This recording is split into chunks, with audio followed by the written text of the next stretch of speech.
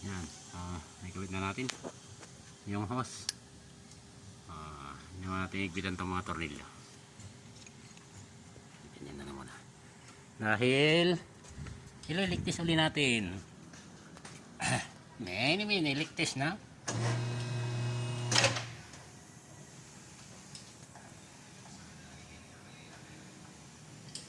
Dahil titingnan uli natin yung unang tumatagas kung meron pa o wala na. Sana nga wala na para tayo matigil na.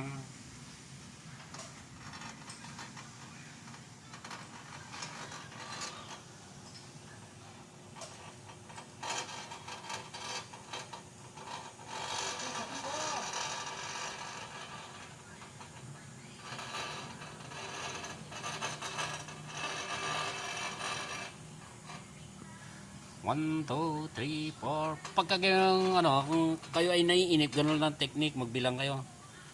1, pogi ako. 2, pogi pa rin ako. 3, mas pogi ako. Basta hanggang katapusan, pogi ako. Diba? Hanggang lang yun.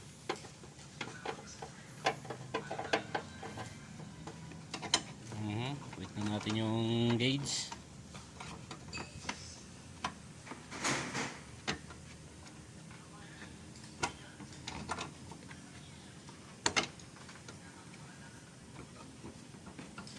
Higpit na natin.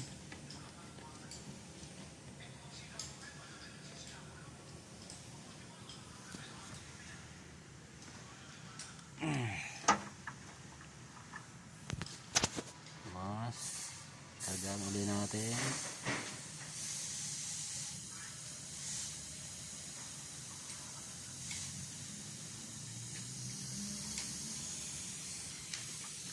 Ayan, 250 PSI.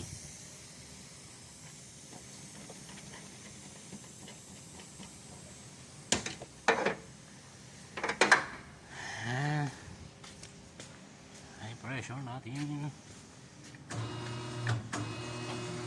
Taasan natin yung PSI para makita natin yung mga nakatagong tumatagas.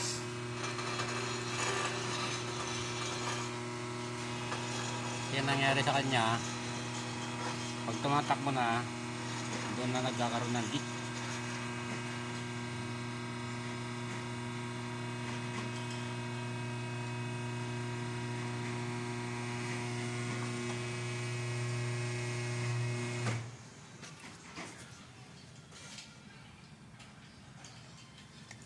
Doon na siya nagkakaroon ng leak. Uy! Mukhang okay na. Ha? Na-option na? Option na?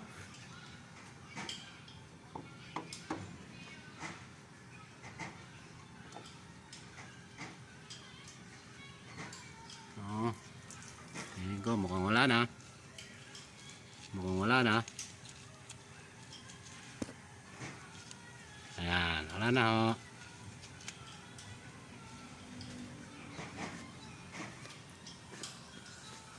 Mana? Hindi katulad kanina, talagang malakas yung bulan niya. Huh?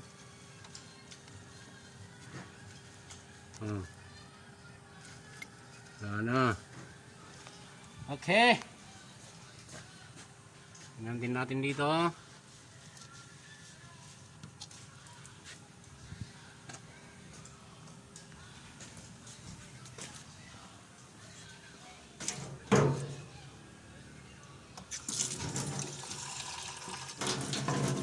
Natin ang sabon. Pula.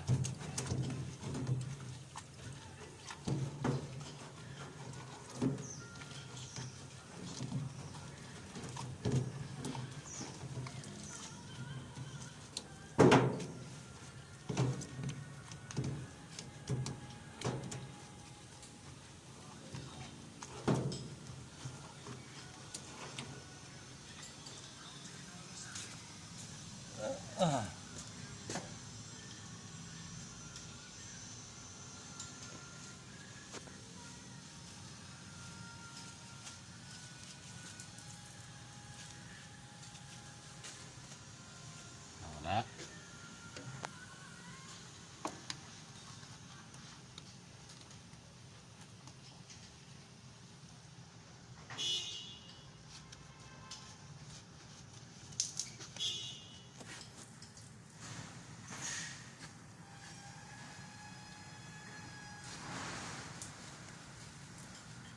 Alin.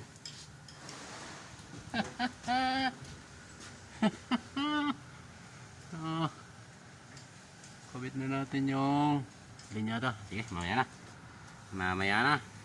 Update ko na lang kayo.